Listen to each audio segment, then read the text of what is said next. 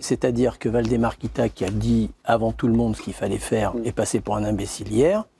Nous avons vu qui représente le football professionnel en France. Ils ont entendu Macron et ils se sont couchés comme deux serpillères tout de suite pour nous dire hop, on va demain et on va changer la donne. Et ils nous expliquent le truc. Le seul problème, c'est par qui est représenté le football français. Non mais là, t'es un peu dur, Gilles, parce que honnêtement, la semaine, je suis d'accord que l'image est désastreuse. L'image, heureusement. Mais laisse-moi finir. L'image est désastreuse, mais on sait très bien qu'à la Ligue, Ouais. ce sont pas eux qui décident de tout. Qui décide à la Ligue? Ce sont les clubs. Ce sont les clubs. Donc ils décident de quoi, eux? Mais ce sont les clubs qui décident de continuer ou de s'arrêter. On sait bien aussi. Alors pourquoi on prend ces gens-là et pourquoi ces gens-là sont en poste? Non mais à ce moment-là, ils auront toujours tort qui décident ou qui décident pas. Donc après, ça réduit le débat. Donc j'entends les arguments de Damien, mais c'est pas possible.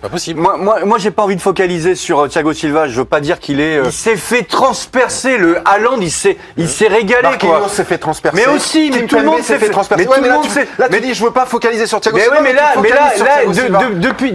depuis ce match contre Dortmund, où il est passé complètement à côté, il a que 17 minutes de jeu. Tu pourrais tenir le même discours sur Marquinhos, sur Kimpembe. Mais non, mais Marquinhos, il a pas été blessé. Sur Thiago Silva, tu sais pourquoi? Parce que tout le monde le tient sur Thiago Silva. Mais non, mais parce qu'il est blessé, Damien. Il est blessé. Il est constamment blessé depuis début de l'année 2020. Il est fragile. Alors là, il veut jouer. Il y a un problème aux adducteurs qui ne devait pas jouer à Strasbourg. Damien, on était en 2014 ensemble au Brésil. On était à Rio pour voir le quart de finale contre l'Allemagne. On a vu que Sakho, il avait des petits soucis en huitième de finale. Et il a voulu jouer, il a joué.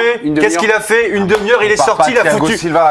Mais je compare pas le physique. C'est des matchs capitaux. C'est le match le plus important de l'histoire du PSG. Donc n'y va pas à 60%. N'y va pas. Mais donc tu vas mettre un mec comme Paredes. Je préfère un joueur limité, mais pas blessé.